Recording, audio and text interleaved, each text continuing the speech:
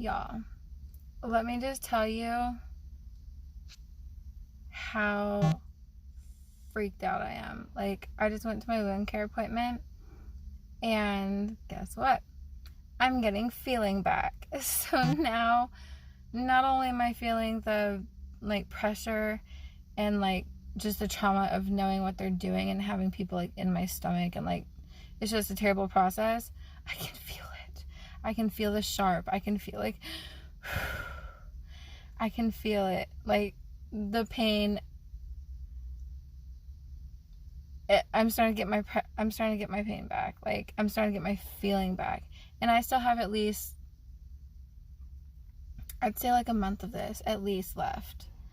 I'm kind of freaking out right now. So I really need your guys' prayers.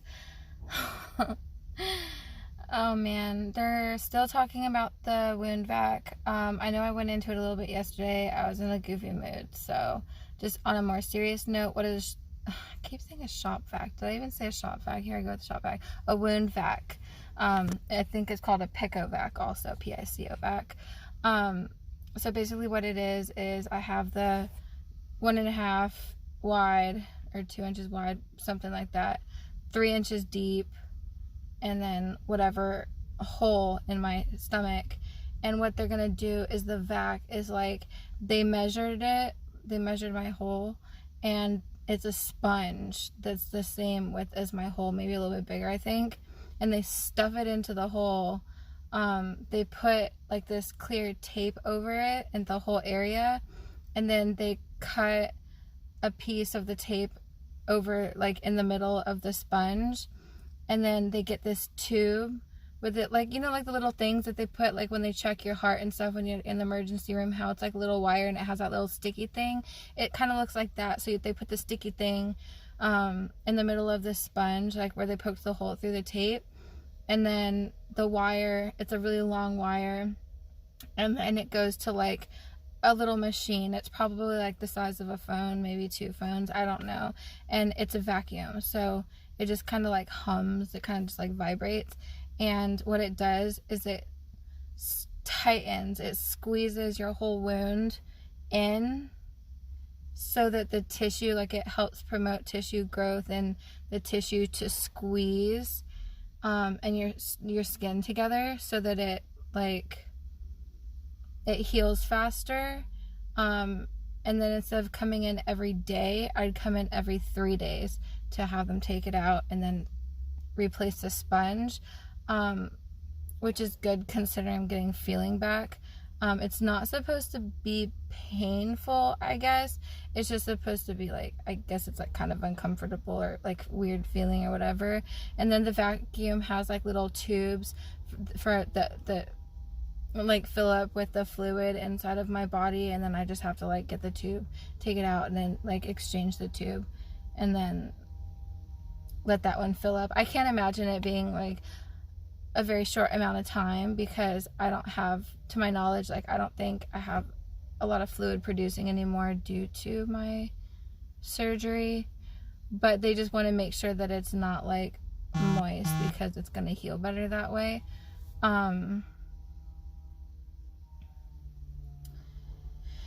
We just have to see. Okay, so I still don't know if I have a job, so I also need prayers for that. I filled out my ADA, my American Disability Act paperwork, and my short-term disability, which I pay for every month. If that's the case, I'll get 60% of, after the first week of me being out, up to 10 weeks. I don't know. I get 60% of what I make, which isn't much because I'm only working part-time right now, but I guess anything helps at this point. But if I have a job, I have insurance still, and I've been paying for my insurance even though I haven't been working, so hopefully they'll cover the vac. That's pretty much all. I don't really have any other updates right now. I'm nervous about the vac. I'm hopeful for the vac. I am nervous and upset because my feeling is coming back so soon. When they were yeah, the feeling will be gone, you'll be numb in your whole abdomen, from your belly button down for months. Okay, well, it's been a month and I'm already starting to get feeling back, so that's not good.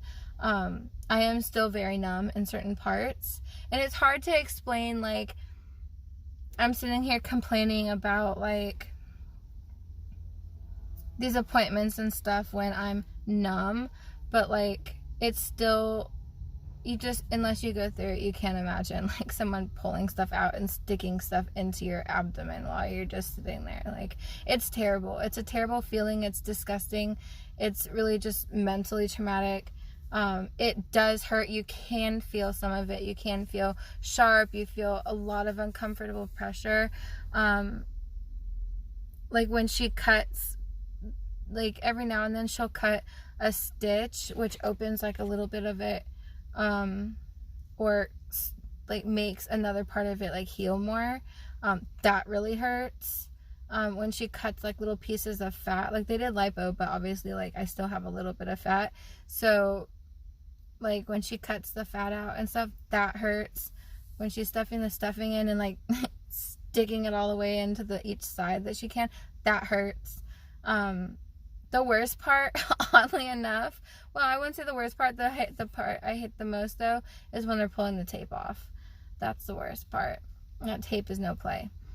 But I guess I'll just update you guys when I find out about this vac. I'm not going to bore you with more. So I'm trying to stay positive. I'm trying to have a good attitude. I'm trying to walk every day and do stuff. I'm a lot more productive.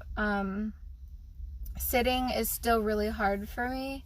I can walk for like 30 minutes. I can walk, I can lay down. Laying down hurts really bad, but sitting hurts worse. It's just pressure. It's pushing everything up. My stomach, my whole abdomen is extremely sensitive. And it's really hard to sit. Like I might be able to work right now, but their concern is that it's easier to ask for more time off than to go back to work early and then something happen and then me have to ask for more time off. It's going to be harder. And me being diabetic, like, yes, everything is working perfect right now. Everything is going good. Everything's going in the right direction, but I'm not off the hook. I'm still diabetic. My body is still very sensitive, and you never know what can happen. Like, I'm not claiming anything. I'm claiming good, but in reality, you never know. Like, anything can happen. Like, I can get an infection again. It can get even worse. They have to cut me open even more. Like, you don't know. You don't know what's going to happen. So for me to have this longer amount of time off of work is just so that I don't overdo it, and I walk on eggshells basically to make sure that I'm taking care of myself and not stressing myself out to make sure that I don't turn into the wrong direction. So yes, I could probably sit at a desk right now for 5 hours. It's probably going to hurt really bad. I'm going to get really stressed out. It's not going to be good for me, and it's probably not going to be good for my wound. It'll probably be really painful afterwards. So that's why I'm still out of work. But as far as like mobility, I could say if I went back to dance today, I could probably go back to dance. I wouldn't go hard, but I could do it like lightly and I'd be fine. I walk on trails almost every day now for like 30 minutes. I don't have to like hold on to anything. I can drive now. Well, I'm driving today. I took myself today because I'm trying not to take Valium during my appointments. But if I get this vac, it may change again. But I'm trying to relieve duties of my friend that's been helping me give me rides, so that when there's days that I really need her, then, you know, I won't be using up all the days that I had the capability of doing it myself. It is very hard without Valium. I keep saying emotionally traumatic. That's what it is to me. I've always had a very big problem with medical stuff. I've had a problem with needles. I've had a problem with like seeing wounds or like just like anything. Like if I go in for a major surgery, I'm completely fine, which is weird, but I've had so many of them. It's like I go in, I get an IV, I take a nap, I wake up and it's fine. But like stuff like this is like very traumatic to me. So for me to not be taking Valium, it's very, very hard. But I'm trying to show myself my strength of who Sarah is and the things that I can do and that I can push through my fears and hopefully set a good example to other people and let you guys know that even the stuff that you're scared of, face it. Just do it. I was never scared to have this surgery, so I can't say I faced my fear of having this surgery. But I sure as hell faced I didn't have a choice, but this whole wound care thing has been quite the adventure. But if you want to do something that's good for you, do it. Don't listen to anyone else. If you're scared of something, face your fears. I still have ones I need to work on, like ambulances. I'm terrified of ambulances, so I'd like to go to a fire station and go, like, I don't know, have lunch in an ambulance, or go sit in an ambulance. I don't know. Go touch an ambulance. That would be a start. Just to face my fears. But I'm 33 and I still haven't got myself to even try to do that. So we'll see. I'll stop rambling, but love God, love people, make a difference, be thankful, and love yourself. I love you guys, and have a good day. Bye.